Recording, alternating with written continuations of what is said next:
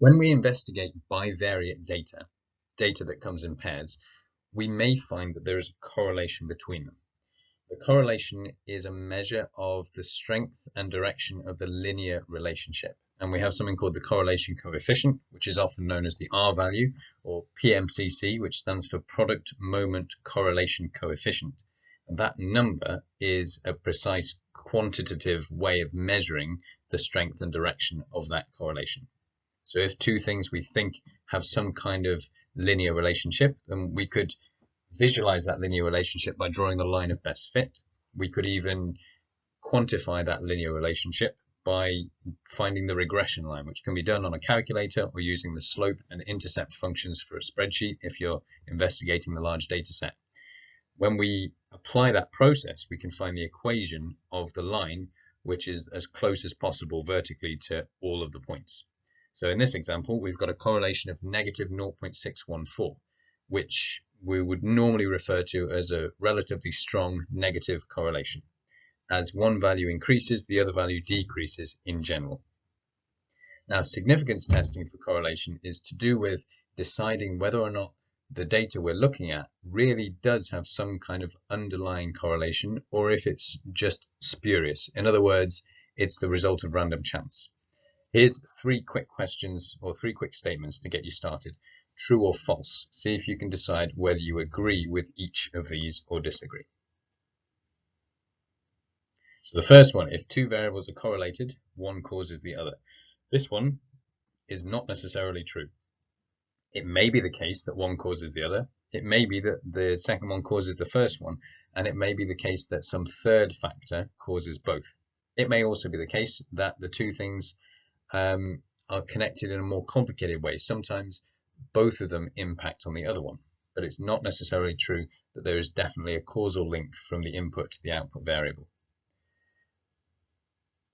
Even a low value like 0.15 means there is some correlation. This is also false. If you get a small number for your R value, that doesn't necessarily mean that the underlying variables that you're interested in do have a correlation. There is a difference between the correlation that we calculate for the sample that we have and the true correlation between the things that we're trying to measure. So it might be that you've investigated the test scores for 10 students, but what you really care about is a much broader topic, like how well students in general do on one test compared to another test. It might be that you've measured the weight and height of 200 people, and you found the correlation for that sample of 200, but you would like to make some claim in general about the height and weight of people in general. In which case, you're trying to make a prediction about the overall true correlation between two different measurements based on the correlation calculated from your sample. And sometimes the sample will show some small correlation like 0.15 just through random chance. And typically, if we get a number as low as that, it usually means that we're dealing with two things that are not really correlated at all. So we might refer to that as no correlation or zero correlation. The last one, a correlation of negative 0.8 is less strong than positive 0.6. Now, it's often mistaken for gradient when we're dealing with these numbers. The negative 0.8 doesn't necessarily make it a steeper or less steep line. The negative tells you that it's a negative correlation. The 0.8 tells you that it's a relatively strong correlation. The strength of the correlation is only given you by the number. The direction of the correlation is only given you by the sign. The steepness of the line is unrelated to that. The steepness of the line will be positive if it's a positive correlation and negative if not. But how steep it is, exactly what the gradient is, will not be reflected in the size of the correlation coefficient. You'd have to look at the gradient of the line for that. So that one is also false. A strong negative correlation as opposed to a slightly less strong positive correlation. We still consider negative 0.8 or negative 0.9 to be a very strong or very good indicator of linear relationship. It just happens to be that it's a negative linear relationship. As one variable goes up, the other one goes down. So the real question is, how do we know if there's enough evidence to suggest that there really is a real correlation between the two variables that we've sampled? Because the other alternative is that what we're seeing when we look at our correlation coefficient is just random chance. like when you toss a coin 5 times and you get 4 heads and a tail. It might be that the coin is biased, but in that case, it's probably more likely that you've just had a lucky run of heads and you end up with a greater number of heads than tails because that's randomness.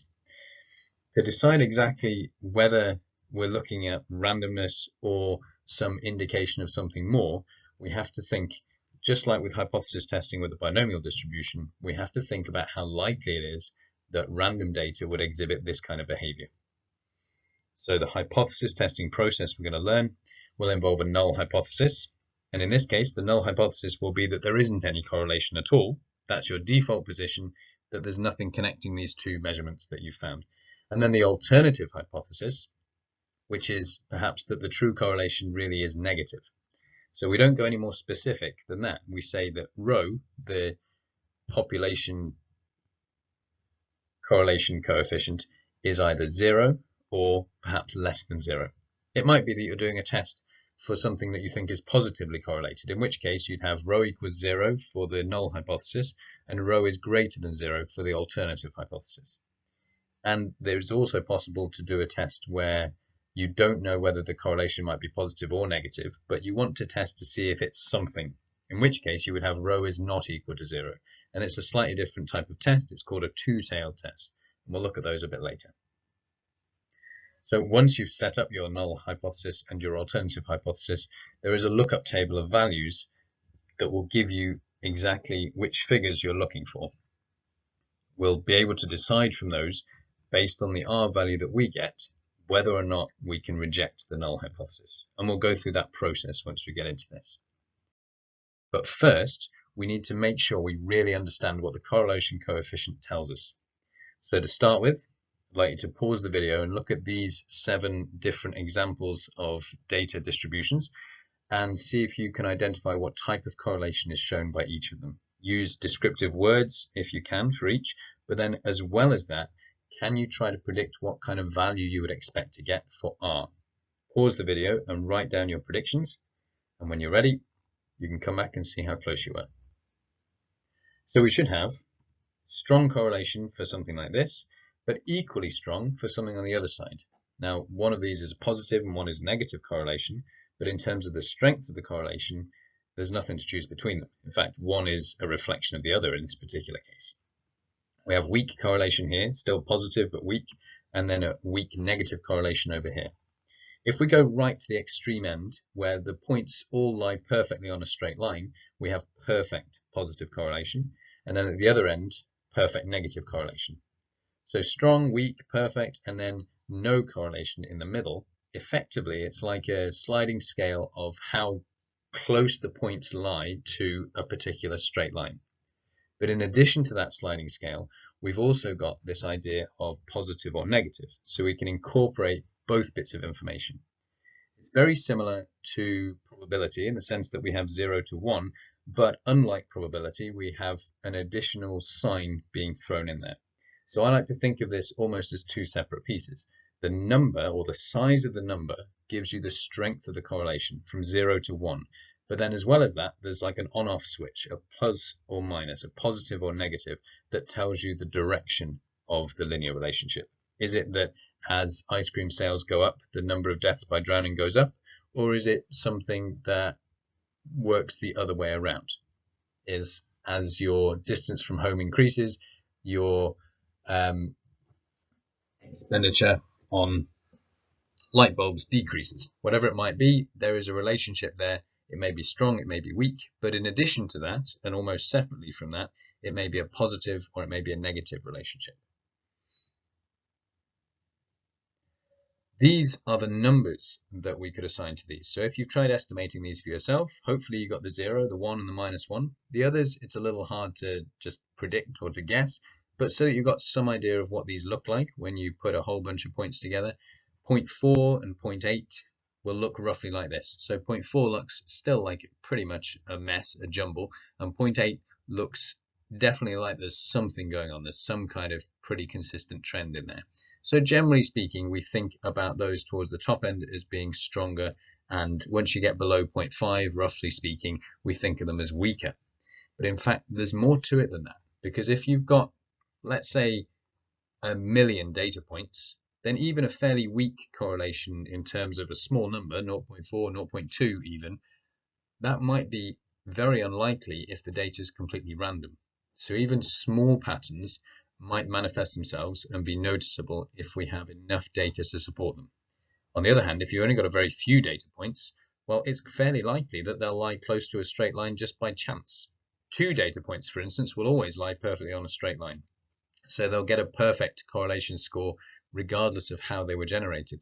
And 3 data points, still reasonably likely to lie in a straight line, because all you need is for your 3rd data point to lie roughly close to the line through the first 2. So the more data points you have, the harder it is for the data points to lie close to a straight line if they're truly random, and therefore the harder it is for them to get a score very far from 0 for a correlation coefficient. Here's a couple more examples of graphs you might have. I'd encourage you to pause at this point and see if you can identify the correlation coefficient for any of these. What we should have for these ones on the left, these are all a -1. Just because some are steeper negative gradient than others doesn't affect the size of the correlation coefficient.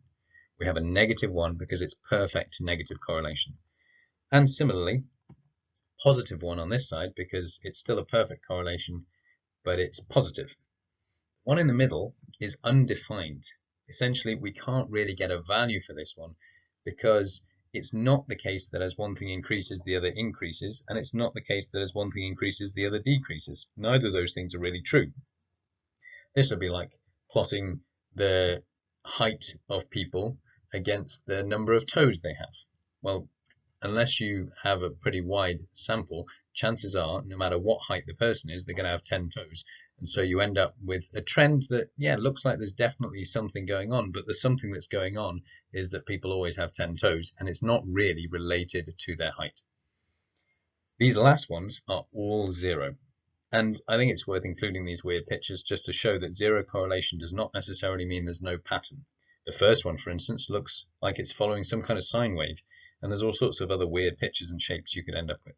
If your data follows some sort of clustering like the last one, then that's something useful to be aware of.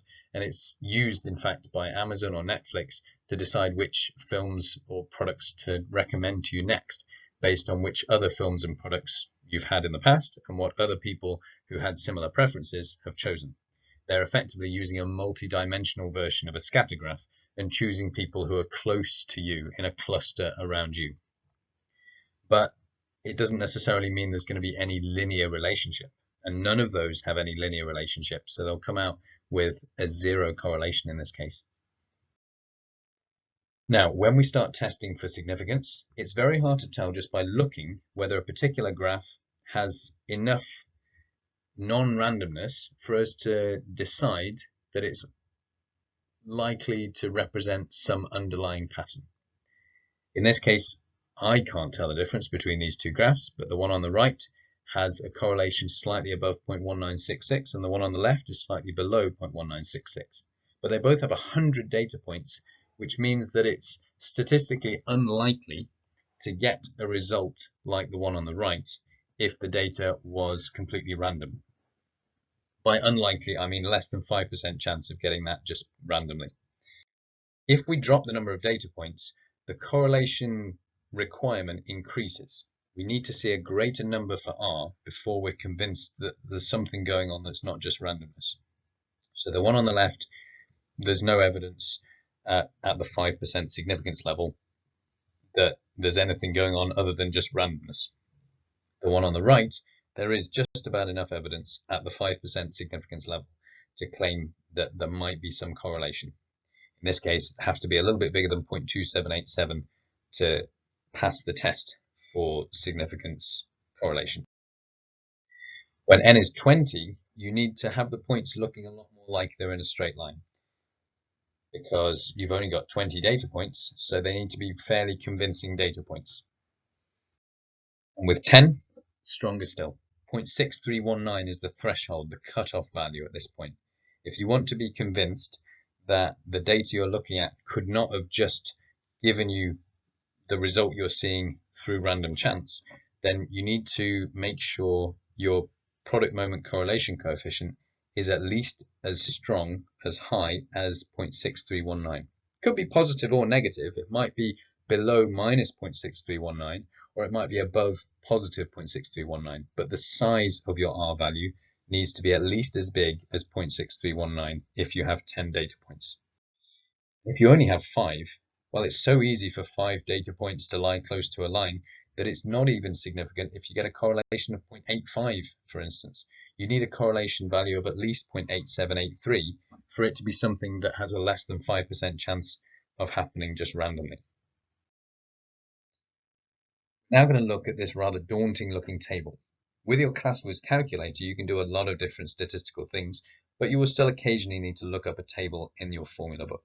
This table is how we figure out whether a particular value for R indicates a statistically significant correlation. The first thing you can do is forget about the right-hand side. Spearman's coefficient measures something slightly different. We don't need to worry about that. Product moment coefficient is how we determine the strength of a linear relationship. So we've got a level across the top and we've got sample size down the side. The level refers to the significance level of the test. The sample size refers to how many data points you're dealing with. So let's look at an example. A previous class with Year 12 and Year 13 FA1 results were compared, and as you might expect, the data showed a correlation coefficient which is positive, 0.5516. There were 18 students in the class, and we want to test to see if there is evidence of a positive correlation. This is known as a one-tailed test. We'll look in detail later at the difference between a one-tailed and a two-tailed test, but essentially it means I've decided how I think the correlation goes. I've chosen a direction for my test. I want to see if there is either no correlation, that's my default position, or positive correlation. That's the alternative hypothesis. Now, often we'll use the shorthand from the Greek letter rho. Rho represents the population correlation coefficient, if you like. So R represents what we got from our sample, and rho is somehow the true correlation, the real correlation between all Year 12 results and all Year 13 results for any set of students. And the default position is that we don't have any correlation. That's always our null hypothesis for this type of test. The alternative hypothesis in this case is that there is actually a positive correlation. Now, when we perform the test at the 5% significance level, what that means is we're trying to determine whether or not the R value that we saw is strong enough to convince us that these results wouldn't have produced that result just randomly. So we look up 5% in the table. The level 0.05, that's 5%, gives us a whole string of values from 0.9 all the way down to 0.3687 and so on. But the other thing we look at is the number of data points, in this case, the number of students. So if you find the sample size down the side and you read along there, might be handy to have a ruler or the edge of a book for this because big tables are a bit awkward to navigate, then we find the value that we care about, 0.4000. That is what I call the threshold value. That's the minimum it's the minimum size for the PMCC, the product moment correlation coefficient, the R value. If you've got an R value that is bigger than that in size, whether it's a negative 0.4 something or 0.5 something or a positive 0.4 or 0.5 something, then that suggests the correlation is stronger than what it needs to be to pass this test. So at the 5% level, we do a direct comparison between the R value that we have, 0.5516, and the threshold value from the table. And in this case, the correlation we saw is stronger than the minimum required correlation from the table. And that means we do have sufficient evidence to reject the null hypothesis. Therefore, we go with the alternative. We accept the alternative hypothesis, H1. And our conclusion would be there is statistical evidence at the 5% level to suggest there is a positive correlation between Year 12 and Year 13 test results. Now, if you want a stricter test, because you don't want to be fooled by perhaps some spurious random correlation, you might go with a 1% significance level. This test will only be fooled by random data 1% of the time. for every 100 classes taking 2 completely unrelated tests that have no correlation, only one of those classes would end up giving you results that would fool you into thinking there's a positive correlation. We'll talk more about how random results might trick this test later. But at the 1% significance level, we look at 0.01 and we identify the value in the relevant row, 0.5425. That's stricter. If we've got a 1% test, it makes sense that we'd need to clear a higher bar. We've got a larger threshold value. But 0.5516 is high enough to pass that threshold value. And that means we can still reject the null hypothesis and accept the alternative, even at the 1% significance level. The chance of random data exhibiting this level of strength for its correlation coefficient is less than 1%. So we can reasonably safely say that we think there is statistical evidence for a positive correlation between the two. It's never certain with this sort of thing. It's possible that we're looking at the one time in every 100 when random data gives us a strong correlation like 0.55, but it's probably more likely that there really is a correlation between the two things, especially given the nature of the things we're investigating. If you're investigating two things where you had strong reasons to believe there was no link between them whatsoever, like the rainfall in Heathrow in 1987 and air pressure in Beijing in 2015, then yeah, chances are, even if you got a high correlation, you'd be highly suspicious of it. So it might well be that you're just looking at one of those random cases where the correlation is high because sometimes randomness gives you surprising results. But in general, if you're expecting something like positive correlation and you perform a test like this, it at least allows you to rule out the majority of random variation that you would normally have. Now you should pause and have a go at doing a similar process for a different class where their R value was 0.5330 and there were just 16 students in that class. When you're done, unpause the video and we'll compare our results. Okay, for this class, we need to look at the n equals 16 line. And at the 5% level, we would need to pass this threshold, 0.4259. At the 1% level, we'd need to pass a higher threshold, 0.5742. And because 0.5330 does pass one of them but not the other one, we could say that there is sufficient evidence at the 5% level to reject H0. And we'd say, therefore, there's effectively, more or less, a 95% chance that there is a positive correlation. However, if we try to do a stricter test at the 1% level, we don't pass that test. 0.533 is not as strong as 0.5742, so the probability of random data generating this level of correlation is lower than 5%, but it's not as low as 1%. Now you should have a go at question 3 from exercise 1C. It's given here on the screen for you. First, they're asking you what is measured by the product moment correlation coefficient, so be careful with your wording for that one. And then it gives you a set of data. You can use your calculator to find the product moment correlation coefficient. And then a teacher makes a claim that students who do well in theory also do well in their practical. You need to test the claim at the 0.05 significance level, stating your hypotheses clearly, your null hypothesis, your alternative hypothesis. And then finally, you need to be able to explain what the 0.05 means. As your significance level, what does it tell you about the test?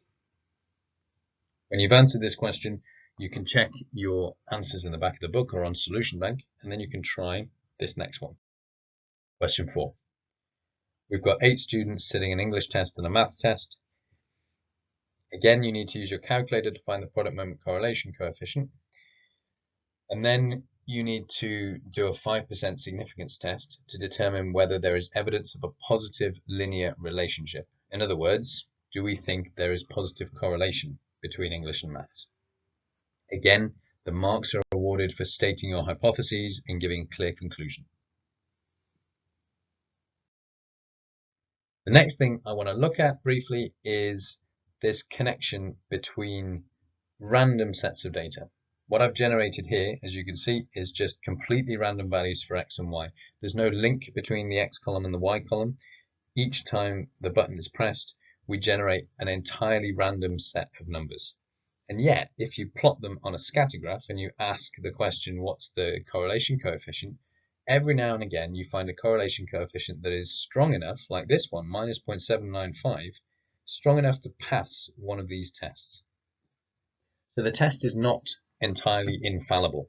The test is designed to give us a reasonable confidence in our conclusions, but occasionally, one time in every 10, we're going to pass a test at the 10% significance level, and one time in 100, we're going to pass a test at the 1% level, even though the data in this particular animation is purely random. There is no underlying correlation here, but the data is going to fool the algorithm occasionally, just by randomness. Most of the time, R is 0.3 or 0.1 something, because there is no underlying correlation.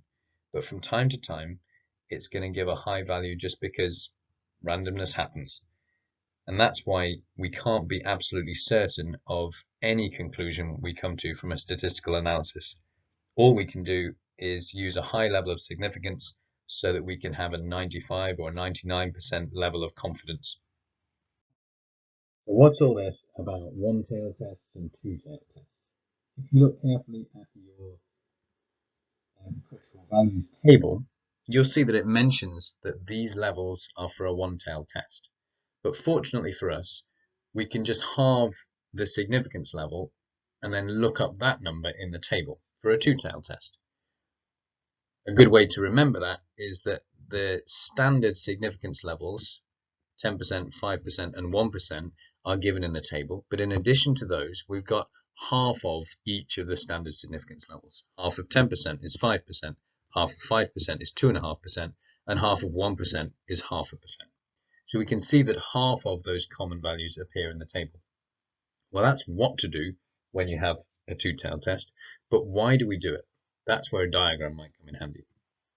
This is an example of showing the range of different possibilities for random data. So if you've got random data that doesn't have any correlation because it's just been randomly generated, then if it's, let's say, a 5% significance test, then 95% of the time, our randomly generated data with no correlation will fail my test. That's the whole point of my test, to rule out most of the data that isn't correlated, so that hopefully, if something passes my test, it's because there really is a correlation. It's not just random data.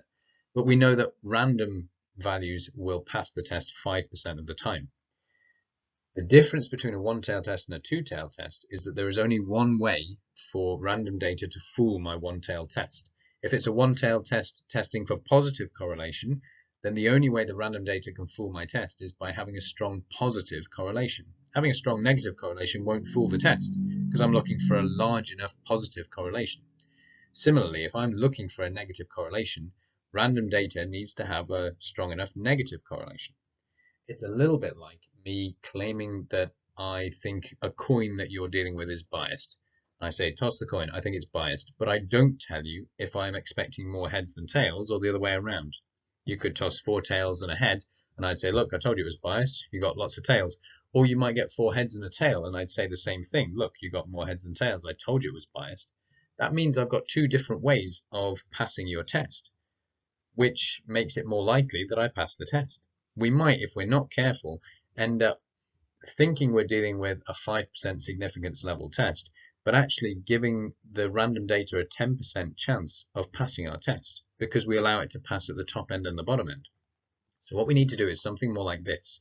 We need to squeeze those 2 ends so that we still have a 95% chance that random data fails my test. Now, in the case of a one-tailed test, that just means there's a 5% chance that it's sufficiently extreme at whichever end I'm testing. But for the two-tailed test, it also needs to have a 95% chance of failing my test. But in one case, it means there's a 5% left over in the one tail we're looking at. In the two-tail example, we need 2.5% in each tail. That's why we look up half of the significance level in the table. You can try this out for yourselves now. There's a bit of data, and the question I'm asking is there any correlation?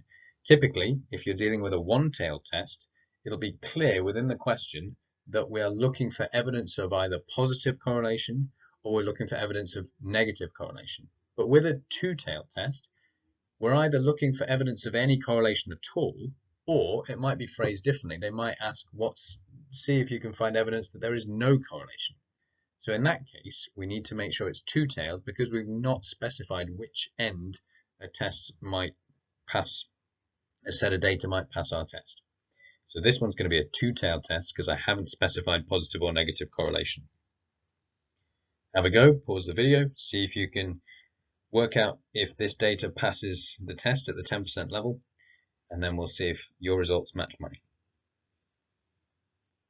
Okay, the first thing I would do is look up 5 in the table because I've got 5 data points. And then once I have that, I need to figure out which column I care about. It's a 10% significance level test, but because it's is there any correlation, I know I need to be quite careful setting up my hypotheses. It's going to be a two-tailed test. It's going to look something like this. So n is 5. R I can calculate from the calculator. I get minus 0.8810, which seems pretty good. But remember, it's only a very small set of data. So I'd need it to be pretty strong for it to tell me anything convincing. Just like if you toss a coin 3 times, you get the same thing 3 times. That doesn't really tell you very much because 3 coin tosses still have a 12.5% chance of giving you 3 heads in a row. My null hypothesis is that there is no correlation. That's what rho equals 0 tells you. The alternative hypothesis is that rho is not equal to 0. I've mentioned here that it's a two-tailed test just to remind myself. This doesn't tie me into the alternative is, oh, it must be positive correlation, or even, oh, it must be negative. It certainly looks like if it's going to be anything, it's going to be negative. But because we're doing a two-tailed test, we're using not 0 for our alternative hypothesis. Then we do the comparison. So we look at the size of our R value, which basically means we can ignore the negative sign and say just how strong is the correlation. And it's 0.8810, which is stronger than 0.8054. So where did I get the 0.8054 from?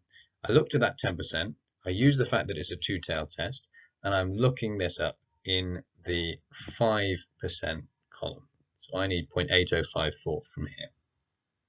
That is the number I need to compare to. And because my correlation from the data I've collected is stronger than the correlation in the table, I can reject H0. There is enough evidence to reject the null hypothesis and accept the alternative. And my conclusion is there is correlation between them. You should aim to do every question from the mixed exercise as part of your revision for this chapter, as usual. But we're going to look in particular at question 6. Because it's a good example of a two-tailed test problem.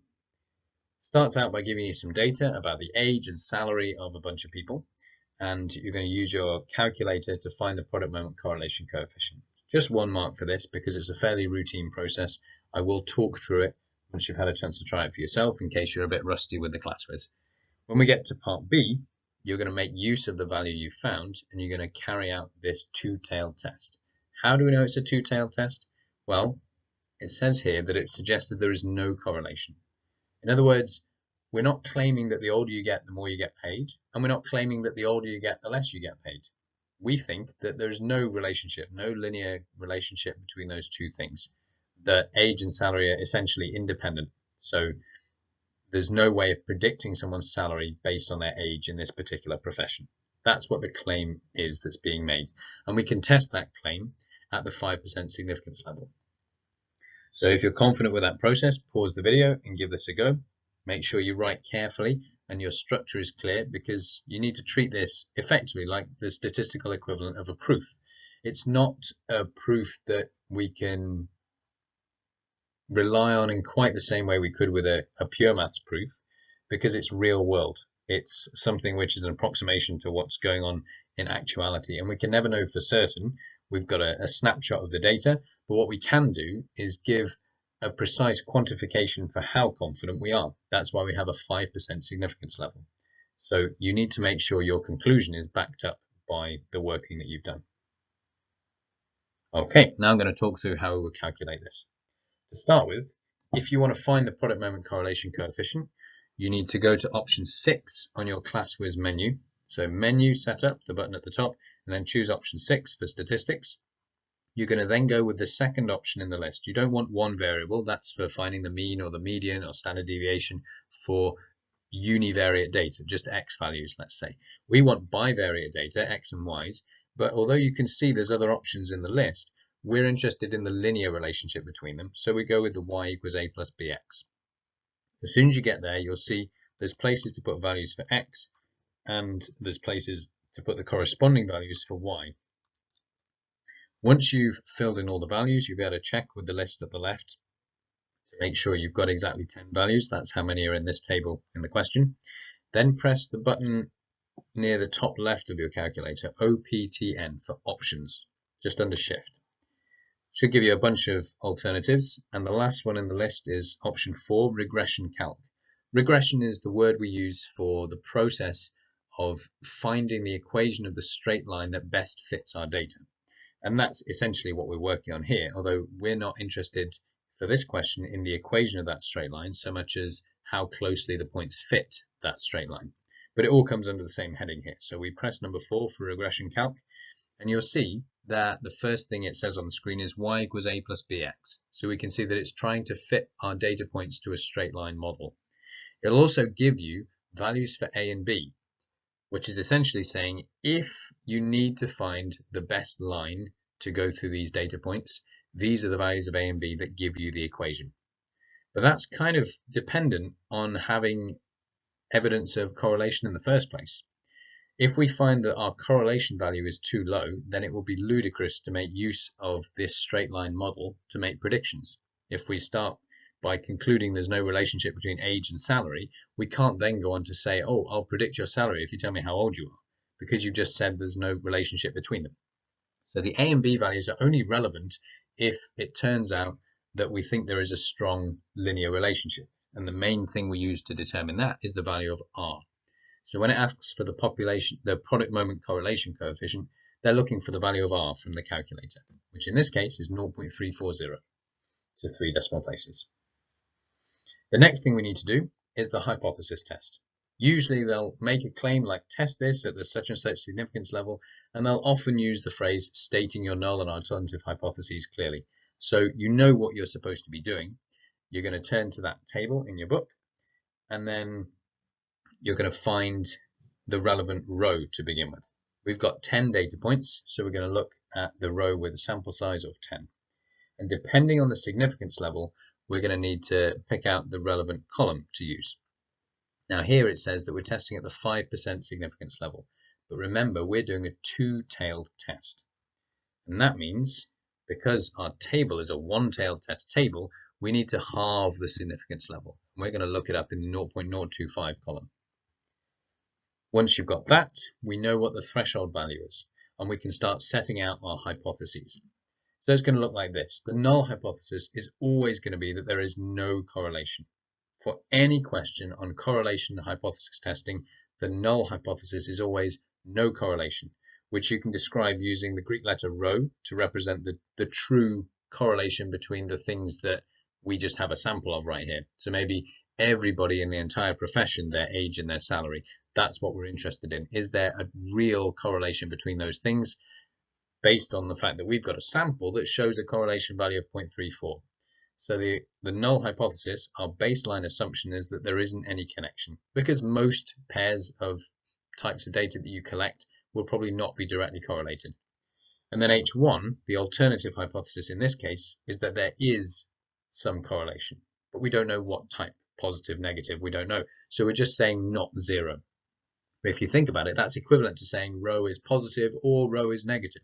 Those are your two tails. That's what makes it a two-tailed test. We could have a random set of data pass this test perhaps by being sufficiently strongly positively correlated. If our sample has a strong positive correlation, it would pass the test at that end. And if it has a strong negative correlation, it might pass the test at the other end. That's why we need to make it a stricter test at both ends, so there's still only a 5% probability that data that isn't correlated will randomly end up passing the test. We now do our comparison. We know the threshold value from the table, 0.6319. We know what the value was we got from our data. It was only 0.340. So when we do our comparison, we find that the correlation we discovered wasn't strong enough to pass the threshold level. It's not significant enough. That means there isn't enough evidence to reject the default null hypothesis. We can't reject H0 because the correlation coefficient that we found wasn't strong enough to convince us that our original assumption that there's no correlation was actually false. There's nothing to convince us that that's false, so we're going to stick with it. If we're not going to reject H0, then we accept H0. And the final statement will be a restatement of H0, basically. In this case, there is no correlation between age and salary.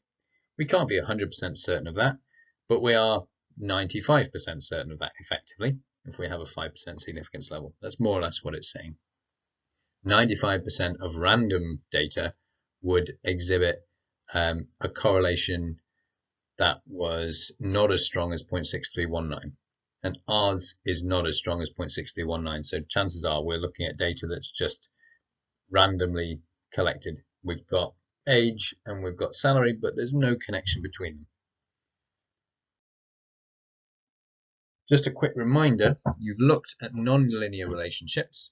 Remember, if you get an R value that isn't significant, it doesn't necessarily mean there's no connection whatsoever, because the R value represents the strength of the linear relationship. Now, it might be that you still get a decent value for R, and it looks like there is evidence of a linear relationship, but if you were to draw the graph, you'd find that the relationship is even better if modeled by a more sophisticated curve. And these two graphs are a good example. We have X and Y values, but the original curve on the left, it certainly looks like a curve rather than a line. Yes, you could model it with a line, but you could probably model it better with a curve. And by doing some fancy adjustments, taking logs and plotting the log of your Y value instead of just your Y value, for instance, in this case, gives you something that looks a lot more like a linear relationship. Here's one example. This is a power law where we have something times X to the something. This particular graph, you'd be able to analyze and find that curve of best fit by doing some fancy nonsense. Basically, you start by identifying the relationship. In this case, we think it's going to be in the form y equals px to the cube, and that will be given you in the question if they ask you to do this sort of thing in the exam.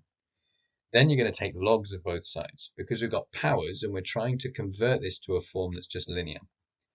When we take logs, we can do a bit of simplifying, and because of the log laws, we can pull apart the p times something to get log p plus log of something, in this case log of x to the q, but then log x to the q is the same as q times log x. And if you look carefully at the color coding, the red bits are the variables and the blue bits are the constants. P and Q are constants to be found. We don't know their values, but we're trying to find what values would work best with this data. But now, if you look closely, you'll realize that log y and log x are connected through a linear relationship. Just like y equals a plus bx, we've got log y equals something plus something log x. So the next thing to do is identify the new variables, the ones we're actually going to plot, or we may not actually plot them, but we would try to identify what the linear relationship was between them. So capital Y gets used in place of log y and capital X in place of log x in this case. And we can now see that capital X and capital Y do have a linear relationship if little x and little y follow this power relationship from before. So we explicitly identify what capital X and capital Y are, and then we can recalculate the values we're given. If we have values for X and Y, we can fill in an extra row of the table to find log X and an extra row to find log Y if we need to. And then we can do an analysis of those values.